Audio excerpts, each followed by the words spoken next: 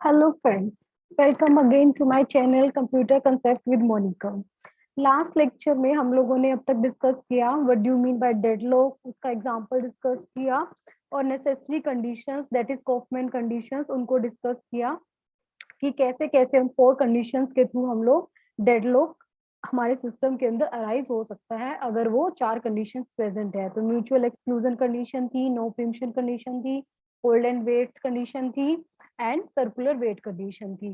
तो आज हम लोग डिस्कस करेंगे डेडलॉक प्रिवेंशन के मेथड्स कि वो जो कंडीशंस हम लोगों ने कॉफमैन कंडीशंस को स्टडी किया था उनको अगर हमें रिमूव करना है, उन कंडीशंस को वन बाय वन कैसे रिमूव कर सकते हैं हम उन कंडीशंस को। तो आज डेडलॉक प्रिवेंशन में वो हम डिस्कस करने वाले हैं। तो सबसे पहली कंडीशन है यहाँ पर हमारी no preemption action. No preemption action में हम लोगों ने क्या डिस्कस किया था कि ये जैसे कि हमारा ये एक डायग्राम था, हमने डिस्कस किया था लास्ट टाइम। तो जैसे प्रोसेस 2 है, प्रोसेस 2 को रिसोर्स 2 एलोकेट कर दिया गया था, बट उसको काम करने के लिए रिसोर्स 1 भी चाहिए था। जो रिसोर्स 1 कहाँ पर था, प्रोसेस 1 को एलोकेट हुआ पड़ा था। ठीक है, प्रोसेस 2 को रिसोर्स 2 एलोकेटेड था और रिक्वेस्ट कर रहा था रिसोर्स 1 के लिए, जो किसके पास है, प्रोसेस 1 के पास था। बट यहाँ पर कंडीशन हम लोगों ने क्या डिस्कस की थी कि जो प्रोसेस 2 है, प्रोसेस 1 से रिसोर्सेज 1 को प्रिम्प्ट नहीं कर सकता, छीन नहीं सकता। अगर प्रोसेस 1 अपनी मर्जी से देना चाहे तो ठीक है, बट वो प्रिम्पशन नहीं कर सकता। बट अगर हम लोग नो प्रिम्पशन एक्शन के अंदर यहाँ पर हम लोग अलो कर दें कि प्रोसेस 2 रिसोर्स 1 को प्रोसेस 1 से क्या कर सकता है, छीन सकता है। तो अब यहाँ पर रिसोर्स को 1 को छीन लेगा प्रोसेस 2, प्रोसेस 2 क्या करेगा, अपना काम फिनिश करेगा और रिसोर्स 1 को फिर अपना ये रिटर्न कर देगा। रिसोर्स 1 प्रोसेस 1 को क्या कर देगा, रिटर्न कर देगा। तो इसमें क्या हुआ, प्रोसेस 2 ने अपना काम खत्म कर लिया, तो क्या हुआ, डेडलॉक क्या नहीं आया फिर यहाँ पर। तो ये कंडीशन से हम लोग क्या कर सकते हैं, अगर हम प्रिम्पशन का केस अलो कर दे कि प्रिम्प्ट कर सकता है कोई भी प्रोसेस दूसरे प्रोसेस से रिसोर्सेज को, तो हम लोग डेडलॉक से बच सकते हैं, डेडलॉक को से रिमूव हो सकते हैं। ठीक है, डेडलॉक की स्टेट से रिमूव हो सकते हैं। बट ये स्टेट तो अच्छी नहीं है अगर हम प्रिम्पशन अलो कर दे, क्योंकि जैसे कि हम लोगों ने कोई एग्जांपल ले लेते हैं, यहाँ पर प्रिंटर का एग्जांपल ले लेते हैं। कोई प्रोसेस है, P1 नाम का कोई प्रोसेस है, वो प्रिंटर का यूज कर रहा है। ठीक है, जब वो प्रिंटर का यूज कर रहा है तो उसने कुछ पेजेस प्रिंट कर दिए हैं। तो अब प्रोसेस 2 आया सिस्टम में। ठीक है, प्रोसेस 2 को कुछ रिसोर्सेज एलोकेटेड थे, वो प्रिंटर के लिए रिक्वेस्ट कर रहा था जो P1 उसको P1 को असाइन था। तो क्या किया हमने, प्रिम्पशन का केस अलो कर रखा है, तो प्रोसेस 2 ने प्रोसेस 1 से प्रिंटर को क्या कर लिया, छीन लिया। तो यहाँ पर क्या हुआ, प्रोसेस 1 ने आधा काम तो फिनिश कर लिया था, हाफ काम तो फिनिश कर लिया था ना यहाँ पर। तो क्या हुआ, सारा का सारा काम फिर से करना पड़ेगा प्रोसेस 1 को। तो ये क्या अच्छी अप्रोच है, नो प्रिम्पशन। तो नो प्रिम्पशन केस ही अलो करना चाहिए हमें कि प्रोसेस 2 प्रोसेस 1 से स्नैच ना कर सके, तो तभी हम लोग एक अच्छा सिस्टम कर सकते हैं। बट यहाँ पर डेडलॉक प्रिवेंशन मेथड में हम लोगों को यही समझना है कि अगर हम प्रिम्पशन का केस अलो कर दें तो हम लोग डेडलॉक से बच सकते हैं। तो next is mutual exclusion condition. Mutual exclusion condition में हम लोगों ने क्या डिस्कस किया था कि हमारे पास जो भी रिसोर्सेज हैं वो किस मोड में है, नॉन शेयरेबल मोड में है।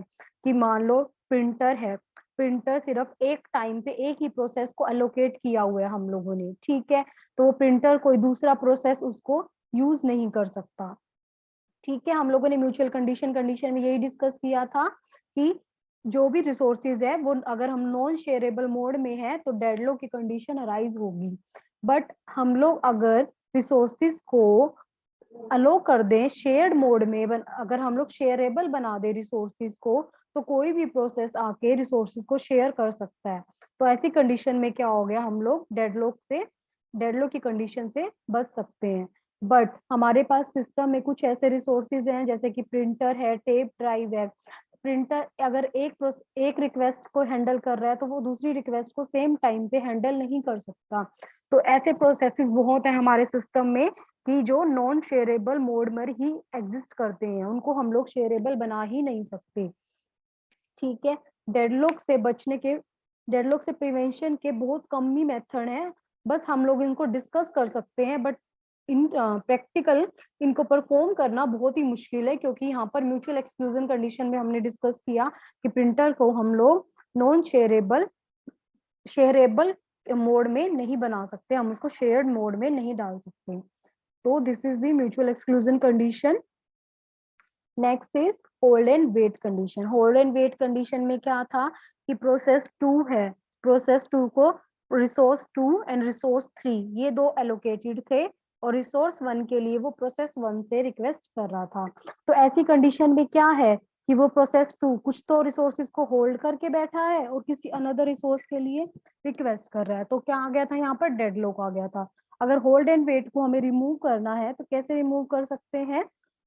प्रोसेस 2 अगर रिक्वेस्ट कर रहा है किसी और रिसोर्सेज के लिए, अगर वो रिसोर्सेज एलोकेट नहीं हो पा रहे हैं, तो प्रोसेस 2 को रिसोर्स 2 एंड रिसोर्स 3 भी क्या करने पड़ेंगे, ड्रॉप करने पड़ेंगे यहाँ पर। ठीक है, कि प्रोसेस 2 को भी रिसोर्स 2 एंड रिसोर्स 3 छोड़ने पड़ेंगे यहाँ पर, और दोबारा फिर से जब प्रोसेस 1 अपना काम फिनिश कर लेगा और रिसोर्स 1 को क्या करेगा, फ्री कर देगा, तो फिर प्रोसेस 2 को दोबारा फिर से रिक्वेस्ट करनी पड़ेगी तीनों रिसोर्सेज के लिए।